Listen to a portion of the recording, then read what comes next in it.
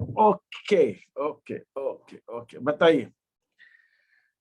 पहले आप लोगों के वो डाउट्स हो, कुछ पूछना हो तो आप वो लोग पूछिए, फिर मैं आगे की बात करता हूँ। किसी के मन में कोई क्वेश्चन, कोई कुछ पूछना है तो पूछिए, फिर आगे के स्टार्ट कर रहे हैं अपन। और ठीक है, फाइन। देखिए, अब मैं आपको दो तीन चीजें समझाने की कोशिश कर रहा हूँ और आप उसको समझेंगे। ऐसा होता है कि जब कंपनी जो है मार्केट में अपने शेयर्स बाजार में जाती है पब्लिक के पास में और कहती है कि हम, हमारे पास 10,000 शेयर्स है और हम इसको इशू करना चाहते हैं, तो लोग पूछते हैं कि भाई ऐसा है, आप इशू करना चाहते हैं, आप क्या करोगे इस पैसे का? तो कंपनी बताती है हम इस पैसे का ऐसा ऐसा करेंगे। लोग ये भी पूछते हैं कि आपका पहले से बिजनेस है, कि आप क्या कर रहे थे, पहले क्या कर रहे थे, अब क्या कर रहे हो, वो सारी जानकारी लोग निकालते हैं। और उसके अंदर ये फिर चीज निकल कर आती है कि जब कंपनी से लोग सेटिस्फाई हो जाते हैं, लोगों को लगता है कि यस, ये कंपनी अच्छी है और इस कंपनी से हमको फायदा होगा, इस कंपनी में हम पैसा लगाएंगे तो हमारा पैसा बढ़ेगा।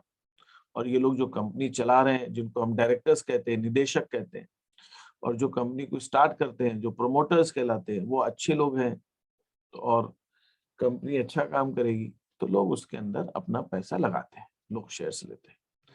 आपको एक चीज समझनी है कि लोग शेयर्स खरीदते क्यों हैं? वो किसी को भला करने के लिए नहीं खरीदते। उनका कोई ऐसा इरादा नहीं है कि कंपनी में पैसा लगाओ तो कंपनी को सक्सेसफुल बनाना। वो अपने लाभ के लिए खरीदते हैं। कंपनी अच्छी चलेगी तो उनको भी प्रॉफिट होगा, उनको अच्छा पैसा मिलेगा, उनकी पैसे की वैल्यू बढ़ेगी। आज 10 रुपए लगाएंगे तो हो सकता है वो बढ़ के 20 रुपए हो जाए, 50 रुपए हो जाए, 100 रुपए हो जाए। तो इस ये सोच के लगाते हैं कि जैसे जैसे कंपनी बढ़ेगी तो उनका जो पैसा उसमें लगा है वो भी, उसकी भी वैल्यू बढ़ेगी। आप देखते होंगे अखबारों में, कभी कभी मीडिया में आता है कि ये सो एंड सो, ये फला फला व्यक्ति जो है दुनिया का या एशिया का या इंडिया का सबसे अमीर आदमी हो गया, ये हो गया। ये ऐसे कैसे होता है? ऐसा इसलिए होता है कि मान लीजिए, मैं आपको एग्जांपल दे रहा हूँ कि मेरे पास अगर मान लीजिए किसी कंपनी के 10 रुपए के 100 शेयर, मतलब मैंने 1000 रुपए लगाए।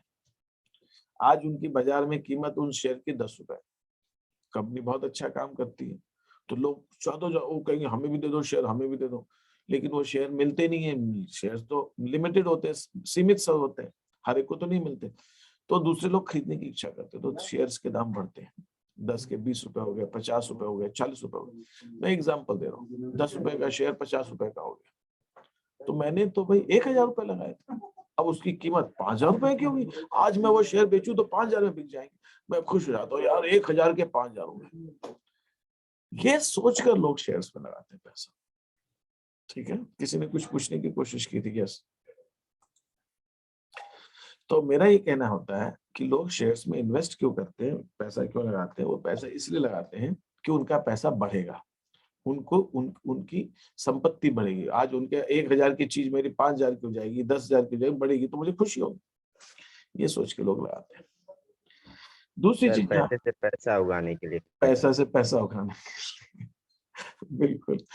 दूसरी चीज यहाँ पे ये समझनी जरूरी है कि अगर लोग आपकी परफॉर्मेंस से, आपके पिछले देखते हुए सब चीजों से खुश होते हैं, कि उनको लगता है कि कंपनी अच्छी करेगी, तो ज्यादा से ज्यादा लोग अप्लाई करते हैं। अगर मान लीजिए कंपनी 10,000 शेयर इशू करती है, लोग उसको कहती है भाई 10,000 शेयर के लिए अप्लाई करो। लेकिन अगर मैं अप्लाई कर रहा हूँ, आप अप्लाई कर रहे हैं, कोई भी अप्लाई कर रहा है, तो हमें तो मालूम नहीं कि कितने लोग अप्लाई करने वाले हैं। हमें ये भी नहीं मालूम कि कौन कौन अप्लाई करने वाले हैं। हमें चाहिए होते इसलिए हम अप्लाई करते हैं। तो मैंने भी अप्लाई कर दिया, आपने भी कर दिया, आपके दोस्तों ने भी अप्लाई कर दिया, और लोगों ने भी अप्लाई किया। बहुत अच्छी कंपनी। तो कंपनी के पास तो सिर्फ 10,000 शेयर है और कंपनी के पास एप्लीकेशन आ गई 50,000 शेयर की। कंपनी 50,000 शेयर नहीं दे सकती, कंपनी तो 10 ही दे सकती है ना।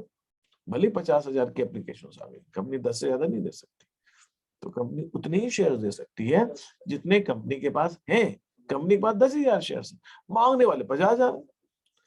तो जब आप जितने शेयर कंपनी ऑफर करती है, लोगों को कहती है हम देना चाहते हैं, और अगर उससे ज्यादा एप्लीकेशन आ जाती है, तो उसको कहते हैं ओवर सब्सक्रिप्शन। ओवर सब्सक्रिप्शन अब एक क्वेश्चन उठ सकता है कि सर ये ओवर सब्सक्रिप्शन को हम हिंदी में कहते क्या? तो ओवर सब्सक्रिप्शन को हम हिंदी में क्या कहते हैं ये मुझे देखना भी पड़ेगा। अति अभिदान सर। अच्छा, अति अभिदान। ओके, ओवर सब्सक्रिप्शन का मतलब जो है, अभी दीप ने बताया कि हम उसको अति अभिदान कह सकते हैं, मतलब हमारे पास एप्लीकेशंस ज्यादा की आ जाना हमारे लिए वो ओवर सब्सक्रिप्शन की स्थिति बनती है। ठीक है, तो मैं आपकी शीट पे आया हूं, मतलब एनसीईआरटी की किताब में, और इसके अंदर आपको ये स्थिति क्या कहलाती है मैं उसके हिसाब से बता रहा हूँ आपको। आप ऑफर कर रहे हैं कम शेयर्स, एप्लीकेशंस आपके पास ज्यादा आती है।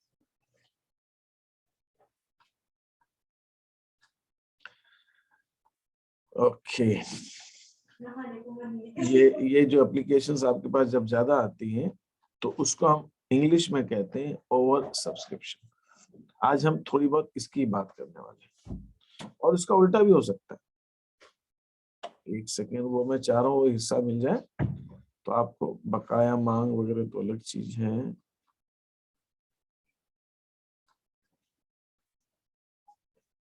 कॉल से निकल गया होगा क्या ऊपर? हो सकता है, इतना पाद में तो नहीं होना चाहिए, ऊपर ही कहीं निकल गया। अंशों का निर्गमन में ही होना चाहिए आवंटन। आवेदन प्राप्त पत्रों की प्राप्ति,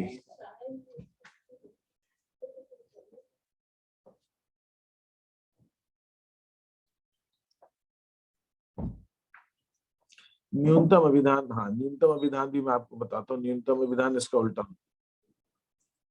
सर वो ऊपर होगा इसके।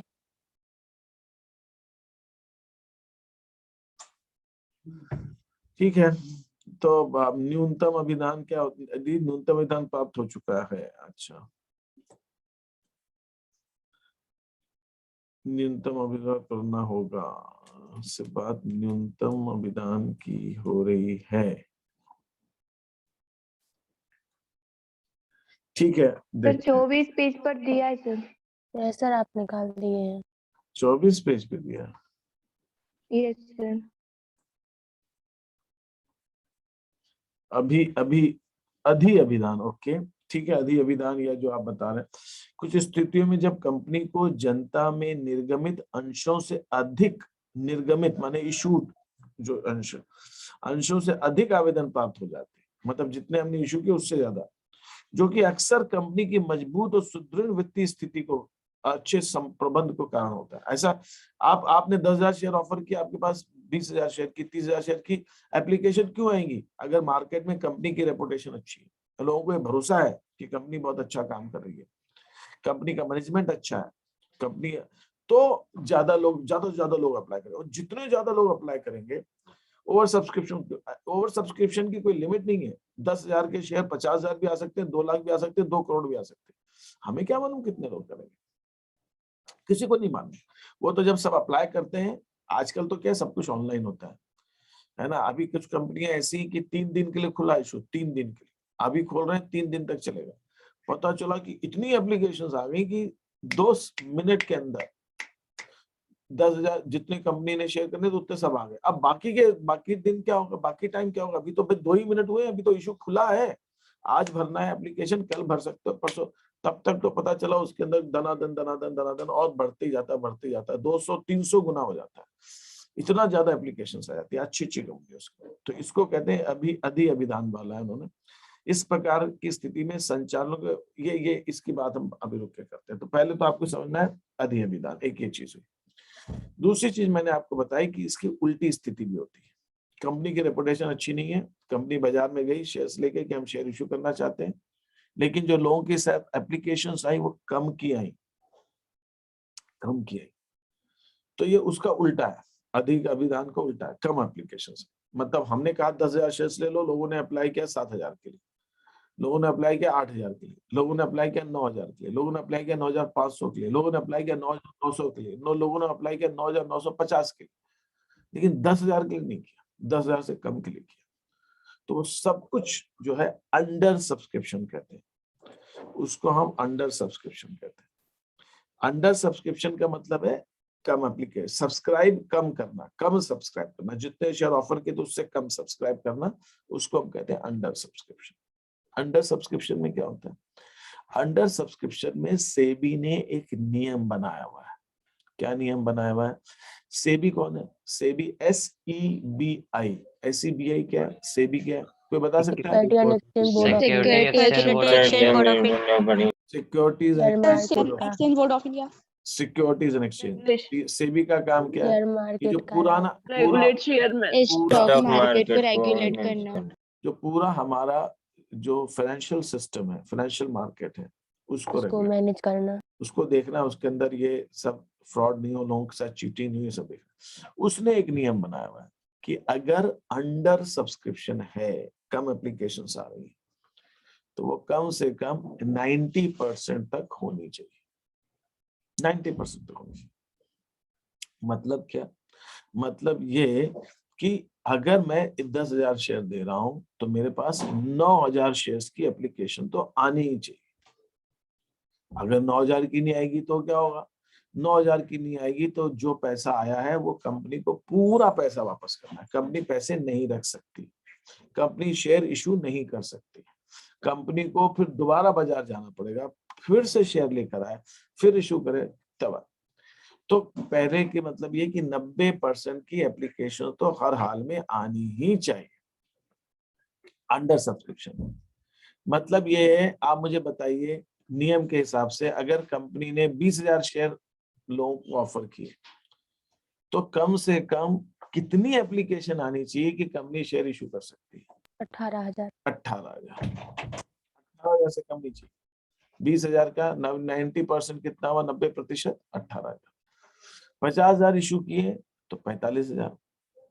अगर 45 से कम आए तो सारे पैसे वापस हो जाए।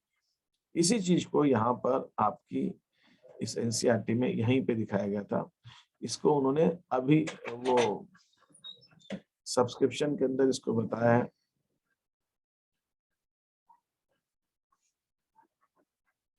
31 पेज पर सर। नहीं बेटा, वो पहले अभी आया था ना न्यूनतम विधान, वो मैं आपको थोड़ा बहुत थ्योरी बताना चाहता हूँ। 24 पेज में सर।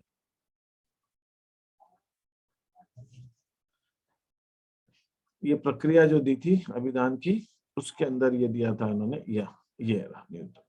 ठीक है, अब देखिए, जब जनता में विवरण पत्रिका किसको कहते हैं? प्रोस्पेक्टस को। प्रोस्पेक्टस इशू किया और भावी निवेशकर्ताओं से कहा कि आप अभिधान के लिए आवेदन करें, और आवेदन के साथ साथ आवेदन राशि प्रविवरण में प्रविष्टिकृत किए गए सूचीबद्ध बैंक, प्रविष्टि मतलब जो भी बैंकों को लिस्ट में रखा गया उनमें जमा करें। कंपनी को प्रविवरण पत्र जारी करने के 120 दिन के भीतर, प्रॉस्पेक्टस इश्यू करने 120 दिन के भीतर कंपनी को अभिधान प्राप्त करना होगा।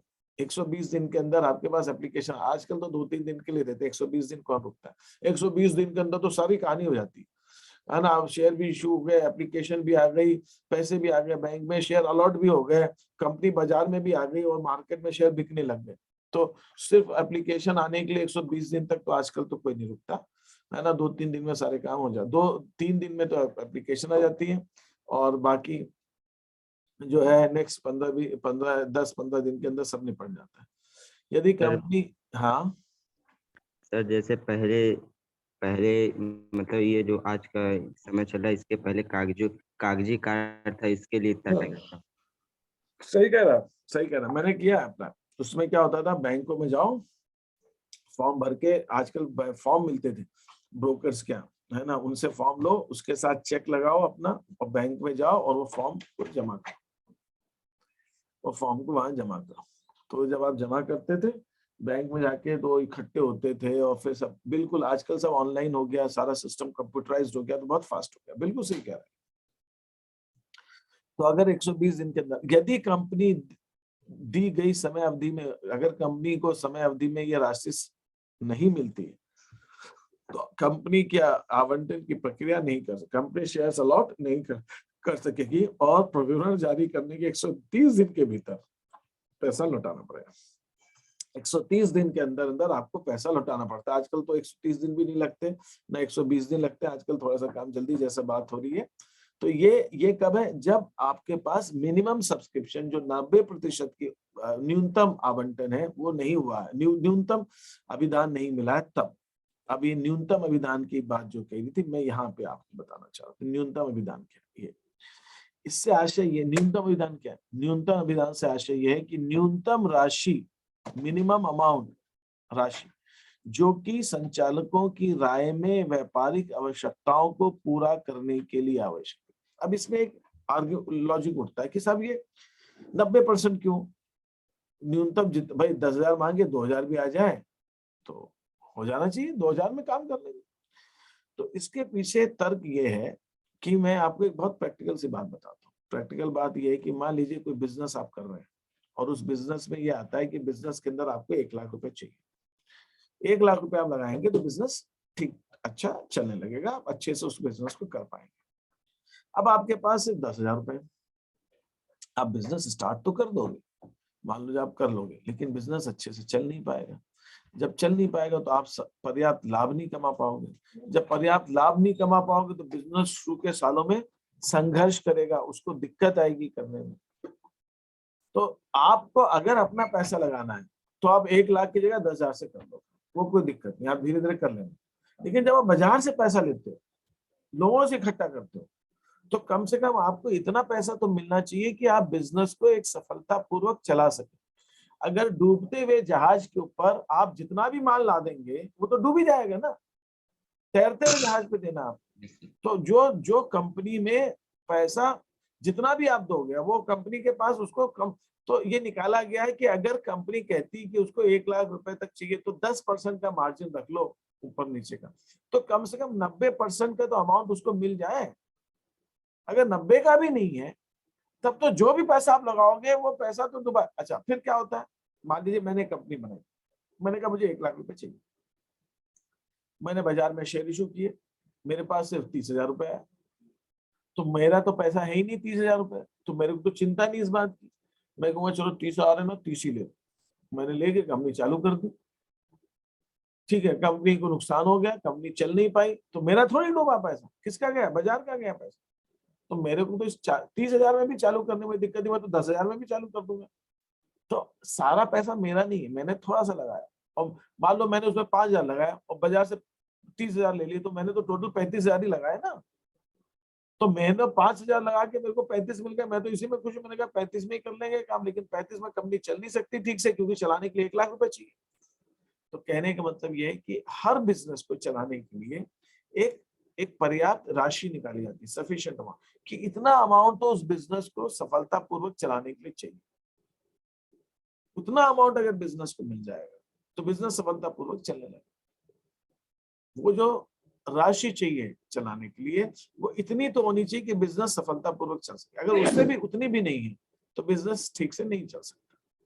इस वजह से एक न्यूनतम अभिदान की जो शर्त है वो रखी गई है कि कम से कम इतना तो एप्लीकेशन आ जाए, वरना तो जो भी लगाएंगे वो बाजार का पैसा तो भैया वापस करो, आप नहीं रख सकते। ये सेबी ने रूल बनाया, नहीं तो जो भी मिलेगा डूब जाएगा पैसा। ये इसके पीछे तर्क है।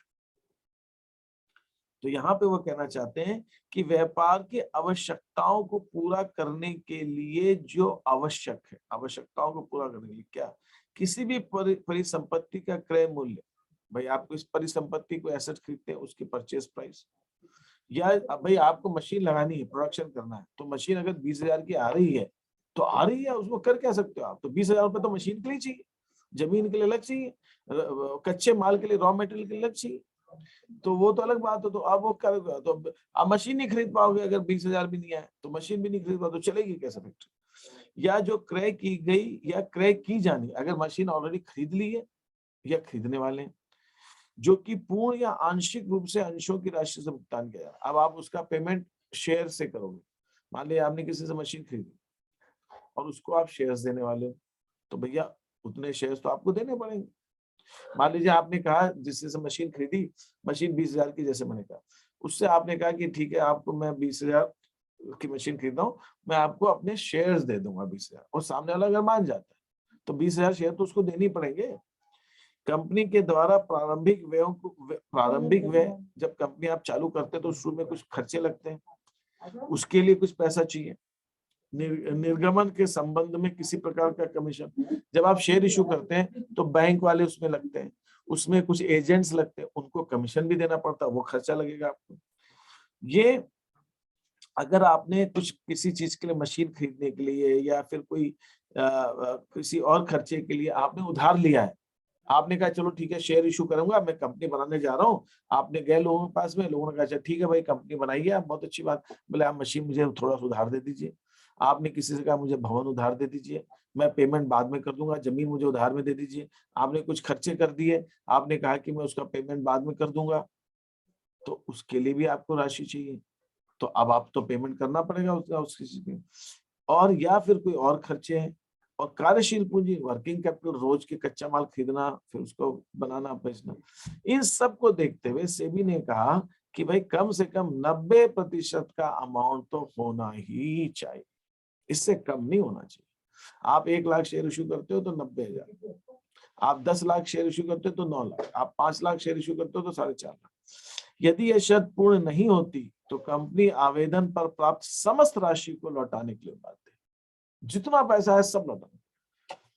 अभिदान के बंद होने की तिथि के 8 दिनों के विलंब की स्थिति में कंपनी उस राशि पर, अगर जो अभिदान बंद होने का मतलब मान लीजिए 3 दिन के लिए इशू था, आज जैसे मैंने कहा आज 28 तारीख है, मैंने कहा भाई 30 तारीख तक हमारा इशू रहेगा, 30 तारीख तक आवेदन कर दीजिए, 30 तारीख तक 90% एप्लीकेशन नहीं है, तो क्या है, अब 30 तारीख के बाद 8 दिन के अंदर अंदर मुझे वो पैसा लौटाना है, और अगर मैं नहीं लौटाऊंगा तो उस पर 15% के हिसाब से मुझे ब्याज देना पड़ेगा। ये कंडीशन है न्यूनतम अभिदान की। ब्याज किसको देंगे? जिसने अप्लाई किया था, आपने मेरी कंपनी में पैसा लगाया और मिनिमम सब्सक्रिप्शन नहीं हुआ, और मैंने 30 तारीख तक का टाइम दिया था कि आप अप्लाई कर सकते हो। 30 तारीख तक देखा हमने कि बंद हो गया एप्लीकेशन, नहीं आया पैसा, 90% नहीं, मुझे लौटाना पड़ेगा। और अगर मैं 8 दिन के नहीं लौटाऊंगा तो आपको मुझे ब्याज देना पड़ेगा। भाई जिसने पैसा दिया उसी को तो ब्याज दोगे आप।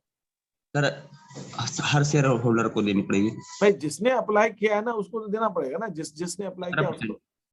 हाँ कितने % देना पड़ता है?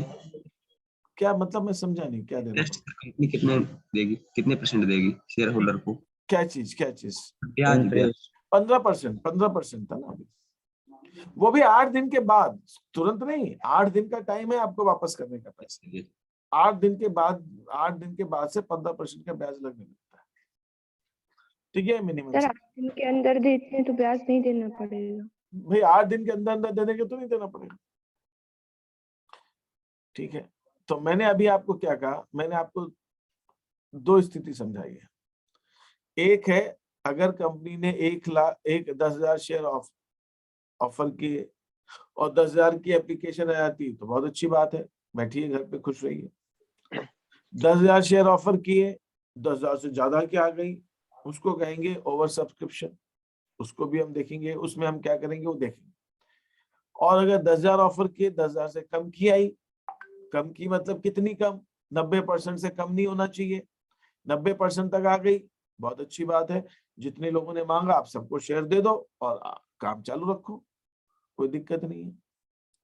और अगर आपने 10,000 ऑफर किए, एप्लीकेशन 8,500 की आई, तो जितने की भी आई ये सारा पैसा आपको वापस करना पड़ेगा, ठीक है।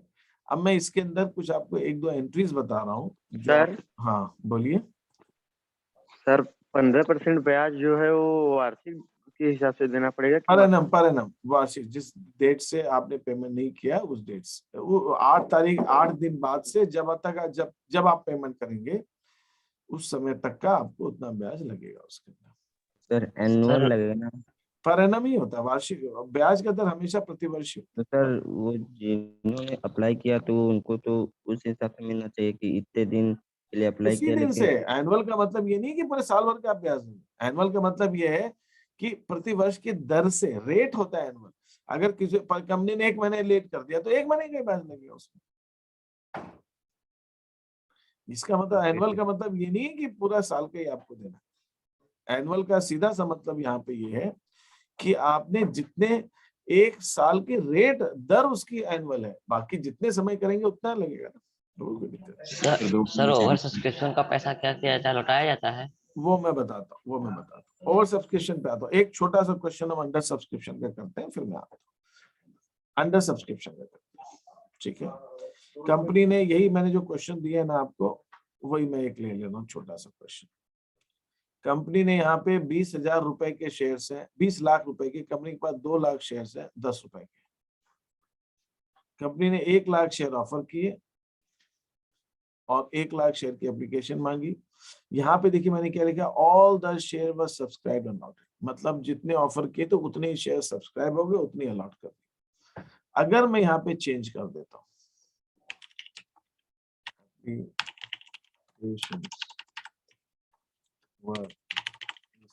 फॉर, मैं 90% से कम नहीं करूंगा। अंडर सब्सक्रिप्शन का आपको जो भी क्वेश्चन आएगा, ऑब्जेक्टिव वाला अलग बात है, 90%। तो 2 लाख का कितनी एप्लीकेशंस कम से कम आनी चाहिए? 2 लाख 1,80,000। 1 लाख से मैं यहाँ कहता हूँ 1,80,000। मैं यहाँ कहता हूँ सर एप्लीकेशन 1 लाख ऑफर किया है ना सर?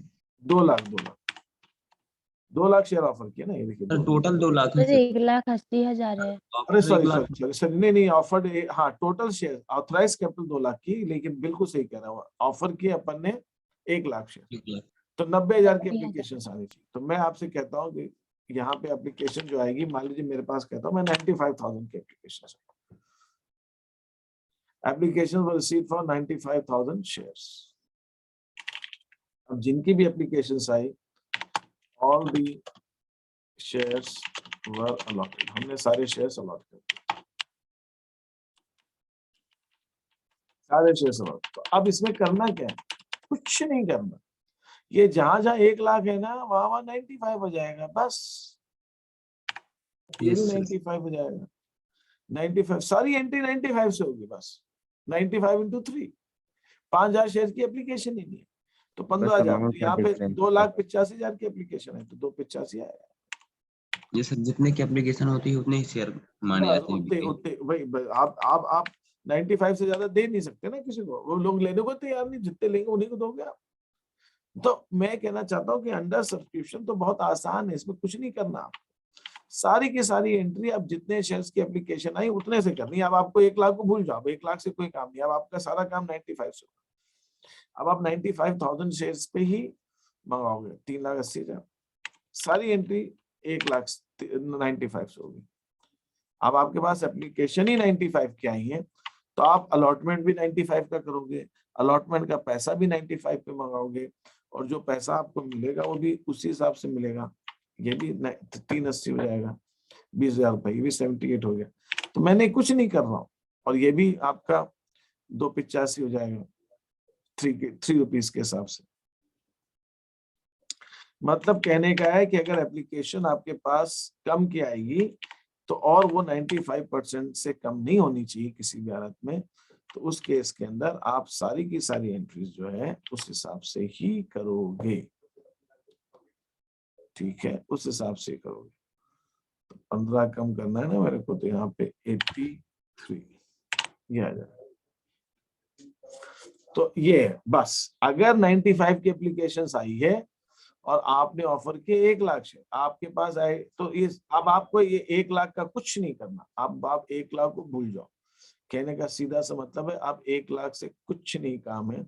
अगर आपके पास ये जो एप्लीकेशन 95 की आई, तो आप 95 से सारा काम करोगे, और इस 1 लाख का आपको कुछ भी नहीं करना है, सारा काम 95 का होगा।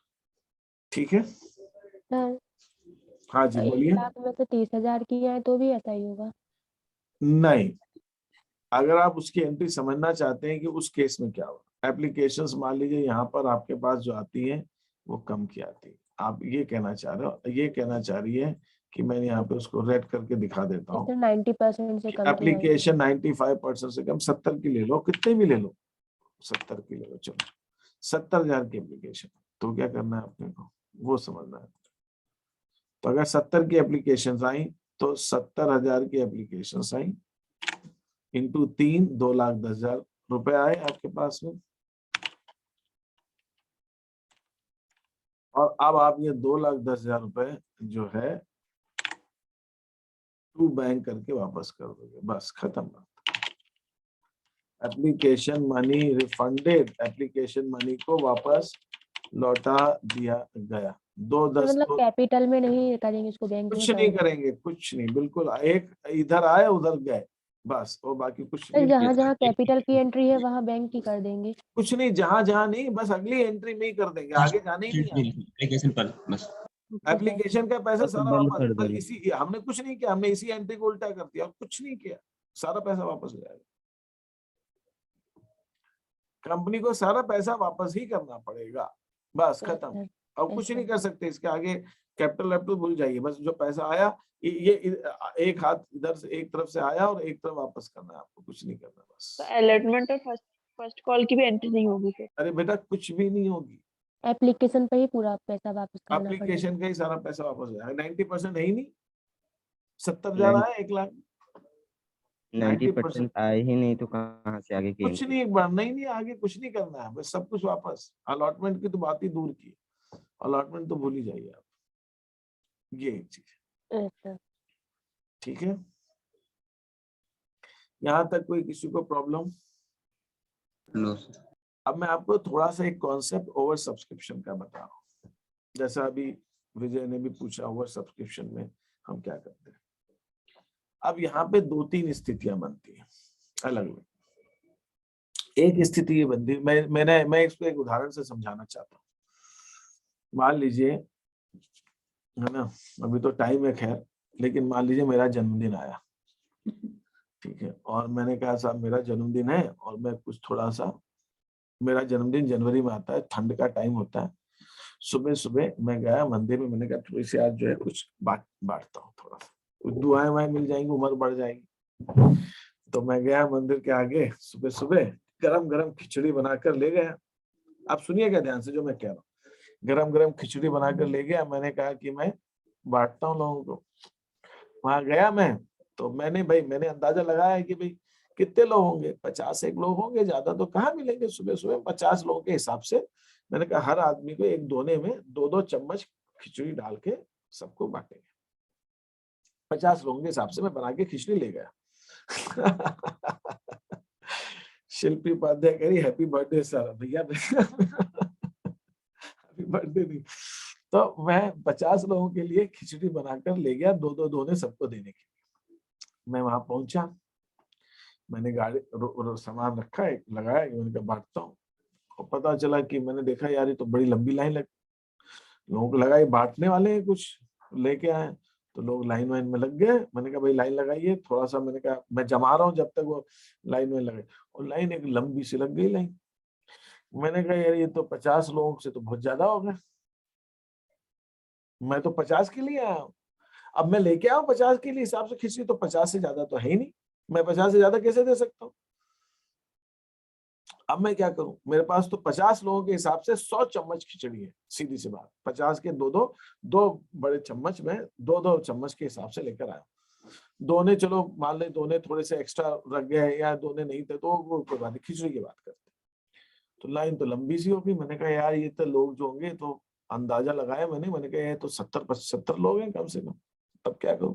और हो सकता है भी बांटना चालू करूंगा तो ये तो 100 तक पहुंच जाएंगे धीरे धीरे, 100 से ऊपर, तब मैं क्या करूं। सर सबको एक चम्मच दे दीजिए। तो ये मोहन कुशवाहा कह रहा है आप हर बार खिचड़ी क्यों ले जाते हो, मैंने पहले भी एग्जांपल दिया था क्या आपको। यस सर, 2-3 बार हो गया। Yes sir. अब आप जो सुन लीजिए, फिर अब मुझे ये नहीं मालूम था, ये माखन मुस्कुरा रहा था तो भी मैं समझ नहीं पाया ये क्यों हो रहा, लेकिन ये यहाँ पे बड़ा सटीक एग्जांपल, ओवर सब्सक्रिप्शन। सबको एक चम्मच दे दीजिए। तो ऐसा अगर हम करते हैं, एक काम कर सकता हूँ, ठीक है, मैंने 50 तक दी और बाकी को हाथ जोड़ लिए।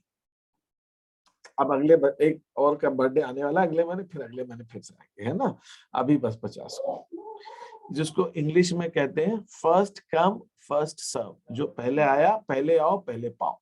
हिंदी में कहते हैं पहले आओ पहले आओ, जो पहले आओ पहले पाओ, जो लाइन में पहले है शुरू के लोगों को 50 को दिया, आगे हाथ जोड़ लिए।